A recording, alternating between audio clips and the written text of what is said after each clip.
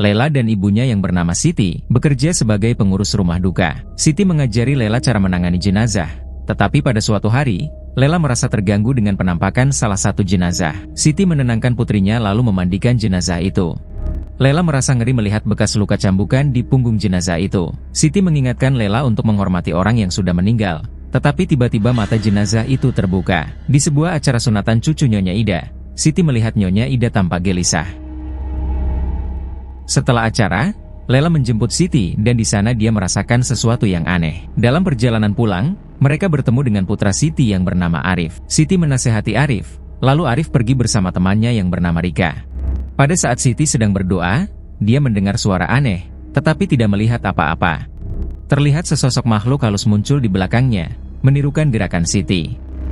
Lela berkata kepada Siti bahwa dia mau belajar tata rias. Siti bertanya apakah Lela tidak mau menjadi seperti dirinya. Lela kesal dan pergi mencuci piring. Siti menemukan makanan busuk, lalu dia bergegas pergi sambil meminta Lela menutup pintu dan melarang siapapun masuk rumah. Lela bertanya kemana Siti akan pergi, tetapi Siti tidak menjawab. Mereka mendengar pengumuman bahwa Nyonya Ida telah meninggal dunia. Siti bergegas ke rumah Ida untuk melayat, dan dia memutuskan untuk memandikan jenazah Ida. Di rumah, Lela terbangun karena mendengar suara-suara aneh di atap, dan atap itu tiba-tiba runtuh. Arif tiba di rumah dan mendapati Lela sedang panik. Ketika Siti pulang, dia langsung pingsan. Lela dan Arif membantunya masuk ke dalam rumah. Lela melihat Siti membakar sesuatu, dan bertanya mengapa dia belum tidur. Siti memperlihatkan pakaian yang berlumuran darah milik Ida, dan dia menjelaskan bahwa semua itu harus dibakar setelah jenazah dimandikan. Lela mengambil tas untuk membakar barang-barang yang tersisa dan meminta Siti untuk beristirahat. Ketika masuk ke kamar, Siti merasa ngeri melihat bayangan dirinya di cermin. Tak lama kemudian, Lela masuk dan berbaring di tempat tidur. Siti bertanya apakah Lela sudah mengunci pintu, tetapi Lela tidak menjawab. Siti berbalik dan terkejut melihat Lela hilang. Lela kemudian kembali dan berbaring di samping Siti. Sebelum tidur, Siti sempat menasehati Lela bahwa setiap orang punya peran masing-masing dalam hidup, kemudian dia pun tertidur. Tengah malam, Siti mendengar suara-suara aneh dan dia ketakutan melihat sosok hantu yang mendekatinya. Hantu itu mencekik dan membunuh Siti. Ketika Lela bangun di pagi hari, dia mendapati ibunya sudah meninggal di sampingnya. Lela menjerit, sehingga Arif datang. Arif juga terkejut melihat tubuh ibunya yang sudah tak bernyawa lagi. Penduduk desa berkumpul di rumah mereka. Tuti berkata jenazah Siti harus dimandikan, dan Ana menyarankan agar tidak menunda lama. Kepala desa bertanya kepada Arif bagaimana ibunya mereka meninggal. Arif menjelaskan bahwa mungkin ibunya meninggal karena pendarahan, sebab tidak ada luka dan tidak ada siapapun yang masuk ke dalam kamar. Ketika Lela hendak memandikan jenazah ibunya, dia terkejut melihat mata Siti terbuka lebar.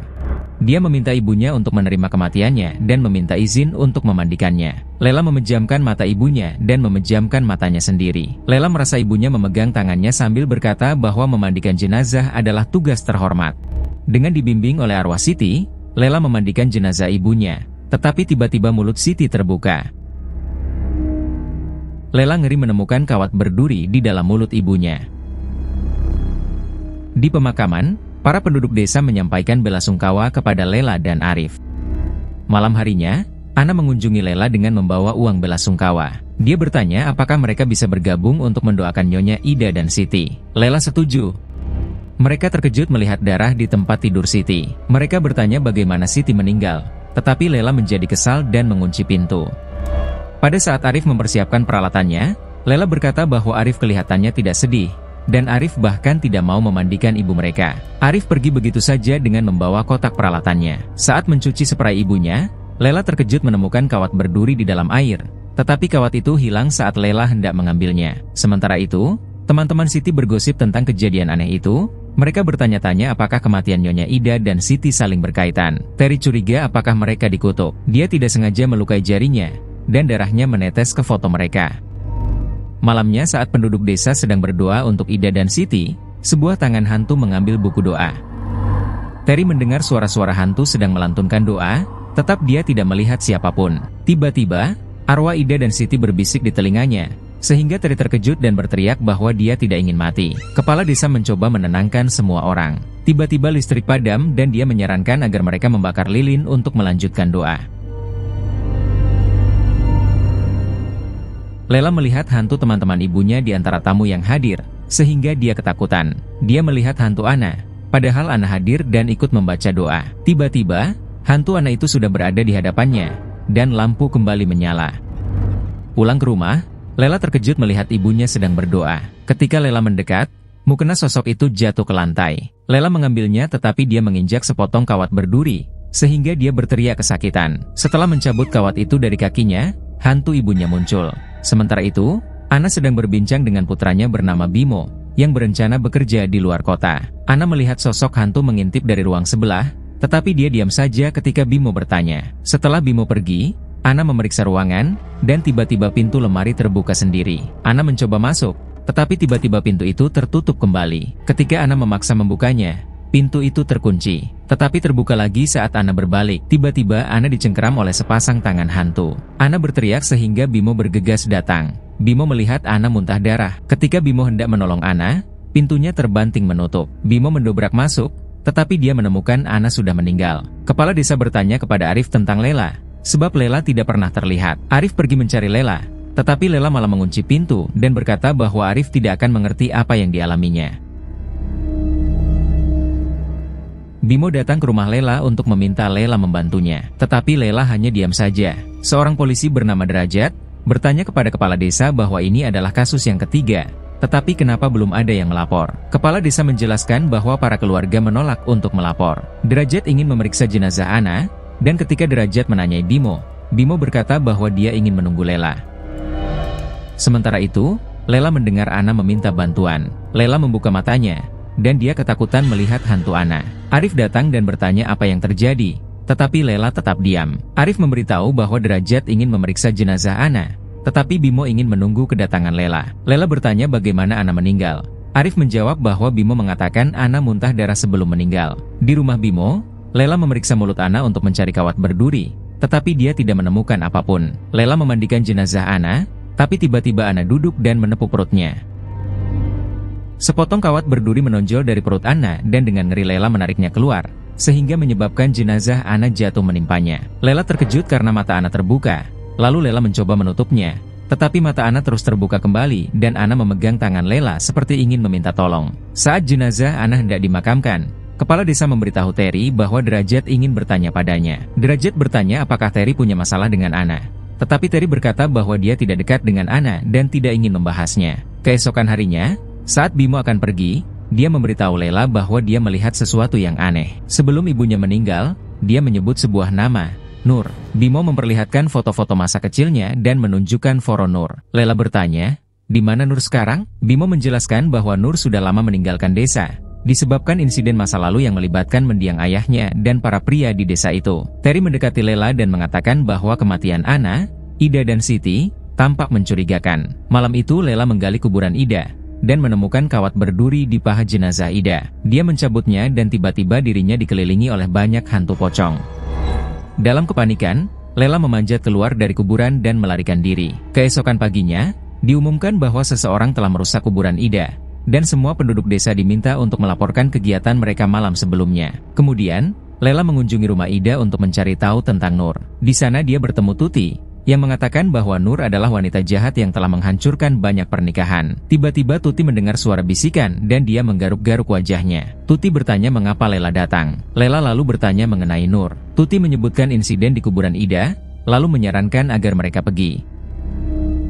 Arif menemukan sekop di bawah tempat tidur Lela.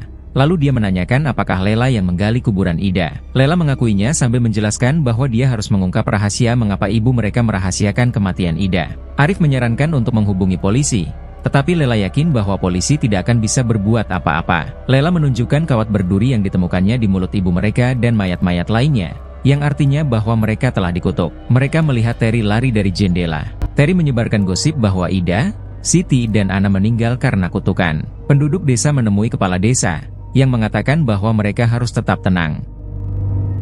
Malam itu, Lela mendatangi Terry dan kembali meminta penjelasan tentang Nur. Terry membela diri, tetapi Derajat datang dan mengatakan bahwa mereka harusnya melapor kepadanya. Lela mempertanyakan apa yang bisa dilakukan polisi. Derajat mengungkapkan bahwa Nur sudah meninggal, dan mengingatkan Lela untuk tidak bertindak gegabah. Setelah Derajat pergi, Lela kembali mendatangi Terry. Namun kali ini, Terry berbicara dengan suara setan. Dalam keadaan kerasukan, Terry meminta tolong, dengan mengatakan bahwa dia telah dituduh mencuri suami orang. Lela sadar bahwa Terry dirasuki arwah Nur. Ternyata para wanita di desa itulah yang telah membunuh Nur. Nur mengatakan bahwa dirinya tidak bersalah, tetapi Lela dengan kasar mengatakan bahwa Nur pantas mati, dan Lela mengusir Nur agar pergi. Arwah Nur pun keluar dari tubuh Terry. Malam itu Lela diserang oleh bayangan hantu, sehingga dia tercekik dan meninggal. Adegan beralih ke upacara pemakaman Lela, tetapi Lela tiba-tiba terbangun. Ternyata Lela sedang bermimpi buruk. Lela menyelinap ke rumah Rika dan melihat ubin yang pecah. Lela menemukan foto-foto lama ibunya bersama teman-temannya. Dengan terkejut, Lela menyadari bahwa Rika adalah putri Nur. Di tempat lain, Tuti diserang dan dibunuh oleh hantu. Lela mendatangi rumah Terry. Dia melihat Terry sedang berdoa dan Lela menjelaskan tentang Nur. Tiba-tiba, hantu Siti dan teman-temannya muncul, dan Lela mendengar mereka bercakap-cakap satu sama lain, menuduh Nur telah mencuri suami-suami mereka. Saat itu terungkap bahwa Tuti telah meninggal. Lela pergi untuk memandikan jenazah Tuti dan menemukan kawat berduri di matanya. Ketika Lela mencoba mencabutnya, Tuti tiba-tiba terbangun dan duduk.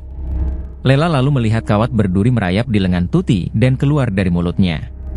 Lela menarik kawat itu keluar. Hantu Siti dan teman-temannya tiba-tiba muncul lagi, sambil meminta agar Lela menolong mereka. Derajat menggedor pintu, tetapi seluruh tubuh Lela terikat dengan kawat berduri. Derajat berhasil mendobrak pintu, dan dia menemukan Lela terbaring di lantai. Derajat lalu menyadarkannya. Dia memberitahu Lela bahwa dia akan melakukan otopsi. Derajat mencurigai Lela menyembunyikan sebuah rahasia dengan berpura-pura menjadi pemandi jenazah. Lela menuduh Rika lah yang telah melakukan kutukan, sambil mengungkapkan bahwa Rika adalah putri Nur. Lela menuntut Rika bertanggung jawab atas kematian ibunya. Rika mencoba menenangkan Lela sambil berkata bahwa semua itu adalah kesalahan orang-orang di masa lalu dan bukan kesalahannya. Lalu Rika pergi. Lela mencoba mengejar Rika, tetapi tiba-tiba para wanita di tempat itu satu persatu kerasukan dan pingsan. Para wanita di desa itu lalu menyerang rumah Rika. Tubuh Rika diseret keluar dan dipukuli. Rika berteriak agar mereka berhenti menyiksanya, mengingatkan kepada mereka bahwa mereka telah melakukan hal yang sama kepada ibunya bertahun-tahun yang lalu. Rika mengakui kesalahannya, tetapi dia mengatakan bahwa mereka semua juga bersalah. Seorang wanita menuduh Rika sebagai pembunuh, sama seperti ibunya. Lalu mereka kembali memukuli Rika. Sementara itu, arwah Siti mendatangi Lela, menyuruh Lela untuk menghentikan kekerasan yang sedang terjadi. Lela segera pergi untuk mencegah warga, tetapi malah mereka berbalik menyerang dan mulai memukuli Lela. Arif mencoba menolong Lela, tetapi kepalanya terhantam tongkat kayu dan Arif meninggal. Para warga pun bubar meninggalkan Lela yang menangisi kematian saudaranya. Seiring berjalannya waktu, Lela terus bekerja sebagai pemandi jenazah. Dia mencabuti kawat berduri dari setiap jenazah yang dimandikannya, yang berarti dia telah mengutuk warga desa itu.